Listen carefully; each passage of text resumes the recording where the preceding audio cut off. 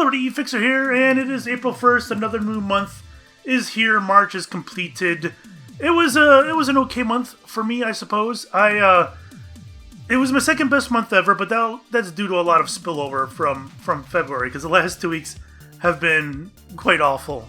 I haven't been uploading as many videos. I haven't been uploading very consistently. All that jazz. I just haven't had the energy to do it, so my channel has suffered because of it. But it was still a pretty good month. I expect another decline in April, as there aren't as many games that I'm looking forward to this month as there have been so far the first 3 months of this year. So yeah, I'm expecting a decline in April.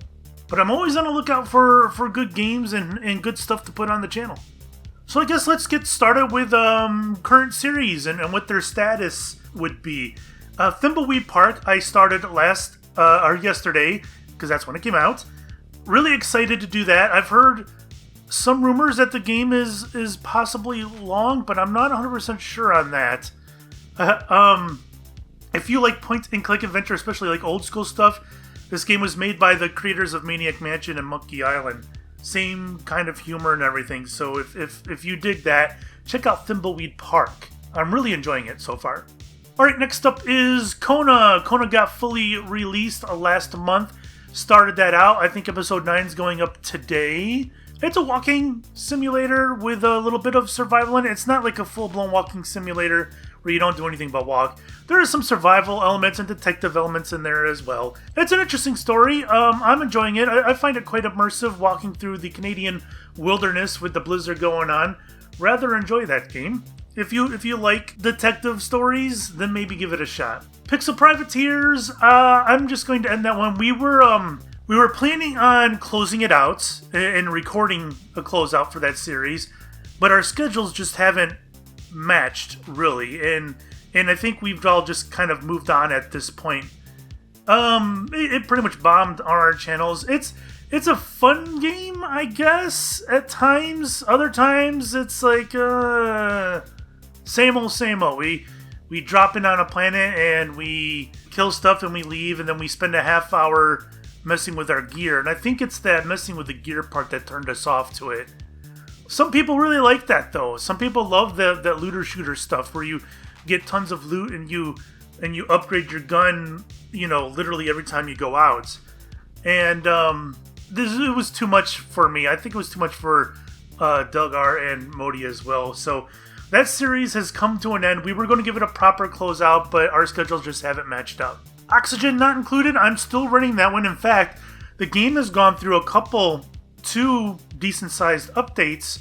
One that introduces new biomes and things like that. And of course, because this is procedurally generated, my version does not have those. So I'm still playing on the original version, and I'm pretty happy about that, actually. I mean, I do want the new biomes and whatnot, but from what I've read on the original version, a lot of people ran into problems like I did with losing the air, and they were never able to recover. And most YouTubers have already restarted this one, and that was even before the biome update. They restarted their series, whereas I was able to recover and go strong even after that. And of course, then the biome update happened, and more people even restarted after that because they wanted the new biomes, whatever. So that one's still going. It's not going as frequently as I had before, because it's getting to the point where there's not a whole lot new to do. I can explore a little bit, but what exactly is that going to get me? I don't know. So I'm not so sure how long that series is going to last. I feel like it's getting near the end, but I don't know for sure. I'm going to keep on doing it, though, until I feel like it's time to end it. Alright, the series that I put on hold because of all the busyness that I had before, that would be RimWorld and City Skylines and Prison Architect. Those are still on hold. I'm going to get to those when I can.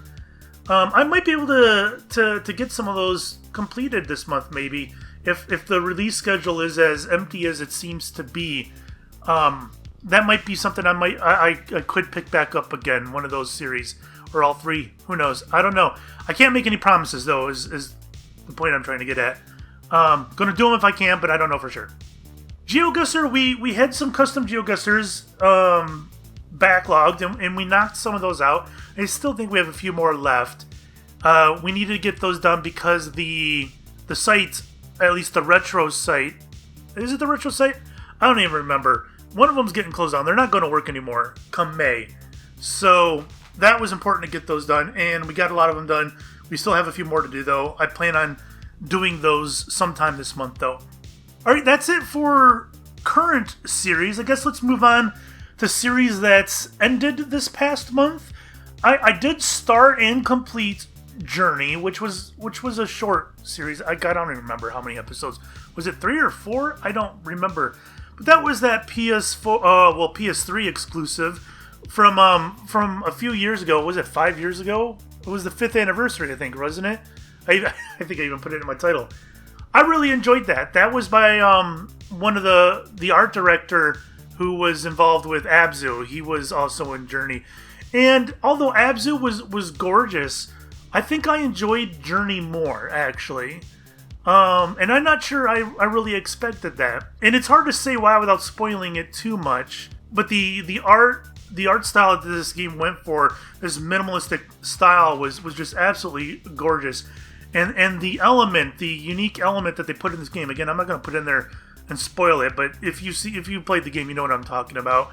I think really set it apart from Abzu. So I did Journey, and I rather enjoyed it. Alright, so next one would be Bad Dream Coma, which I believe I started in March, and of course completed, because it's not a very long game. 9 episodes, I think it is. Something like that.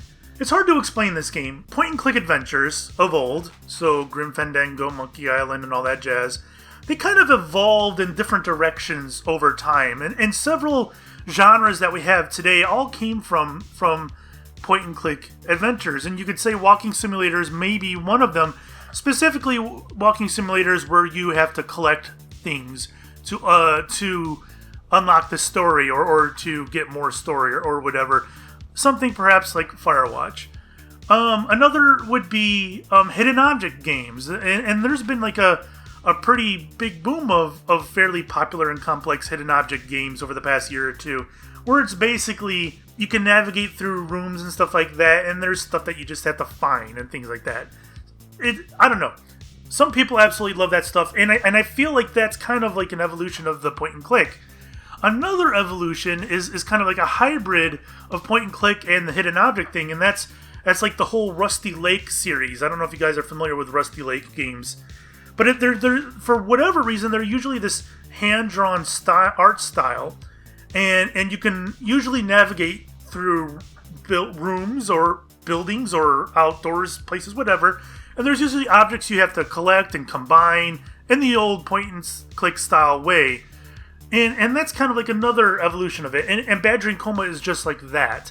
It has a lot of moon logic in it. And if you're not sure what moon logic is, that's a term that a lot of people have been using for point-and-clicks on nonsensical solutions to puzzles. Let's take a gun, for instance. If you were to find pieces of a gun, you know, you had a grip here, you had a trigger, and you found a barrel, and you found all these parts of the gun, you can pretty much identify that and know that they have to go together, and it makes logical sense. Put the gun together, you got a gun. Whereas otherwise, with this nonsensical moon logic stuff, there's absolutely no reason for object A and object B to go together. And that's been one of the main criticisms of the genre, is the moon logic, because that frustrates a lot of people. Well, Bad Dream Coma does have moon logic in it. And but anyways, it's a very strange game, and if you like strange games, then maybe check that one out. I started and finished RimWorld. I didn't complete the game. This is one I've been looking forward to for a long time. I love the art style of the game, this pixel art, and I love the very strange movements of the slug cat and the other creatures in the game. I ended it for multiple reasons. First of all, I was bad at the game, and that's probably the main reason why I ended it. I was just simply bad at the game. And sometimes, and for some people that's okay. Some YouTubers, that's kind of their shtick even, that they're just bad at games and they're enjoyable to watch be bad at games. That's not my shtick though. I'm not saying I'm great at games, but I don't put up games because I'm so bad at them. And this was one of them. I was just bad at it. Also, I don't think it was a very YouTube-friendly game. There was pretty much no soundtrack to it. the save system, although I thought it was clever and I liked how it worked, I don't think it lent itself well to YouTube. And I don't know, I felt it was better as a Twitch game than a YouTube game. And I don't really do Twitch all that much. So that's something I'll probably try out on my free time for fun instead of YouTube. I just didn't think it fit my channel, and I ended that one. So Night in the Woods also ended last month. That's ended up being a favorite of mine. So far, my favorite game of the year. I would probably say it's one of my more favorite games of all time. I really enjoyed it. I really enjoyed the art style. I enjoyed the story. I enjoyed the dialogue. The dialogue was so good. And I'm gonna jump on the dialogue real quick because I don't think I talked too much about the dialogue at the end of that series. The dialogue, and you'll hear a lot of people say they really enjoyed the dialogue of Night in the Woods because it felt so realistic. And usually when people gush about dialogue in a game, that's usually what they say. It feels so realistic. They said that about Firewatch, and they said that about Oxenfree, and it's right. They had fantastic dialogue, and it's like, what do you mean? Why is the dialogue so fantastic? Why does it feel so real? I guess is what I'm getting at. And I thought about it, and I thought it feels so real because it's so imperfect, and it's strange because bad dialogue is imperfect, right? You read bad dialogue and it's bad, whatever. It's bad. It's imperfect. You can feel it, but this is imperfect in a different way, and that it's the characters who are struggling with the words, and not necessarily the man behind the curtain writing the script, right? It's the person struggling with words. It's May, the main character in the game, struggling to explain what she feels in her head, the things she's thinking about, what she feels and what she knows, and struggling to communicate that with others. That's the imperfection I'm talking about. And this game captured that perfectly. And it wasn't a struggle for it to capture it either. It didn't come off as clunky or painful. It felt so natural. And they really hit it out of the park with that. And I think Oxenfree did that to an extent. Firewatch better, though, than Oxenfree. Much better, actually, Firewatch than Oxenfree. Firewatch would be a better example of realistic dialogue because it's so imperfect. But anyways, I really enjoyed Night in the Woods. And if you haven't watched it yet, and I don't... Here's another thing about Night in the Woods. And I feel kind of weird about this, but out of all the series I've ever done on my channel, I have never gotten better, more positive feedback than I did with Night in the Woods.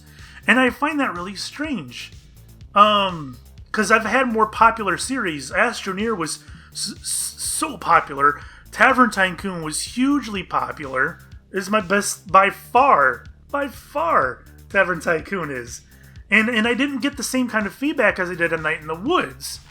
And I really enjoyed the feedback on Night in the Woods more so than I did on Tavern Tycoon because it was a different kind of feedback. People weren't just complimenting the game, they really enjoyed my commentary.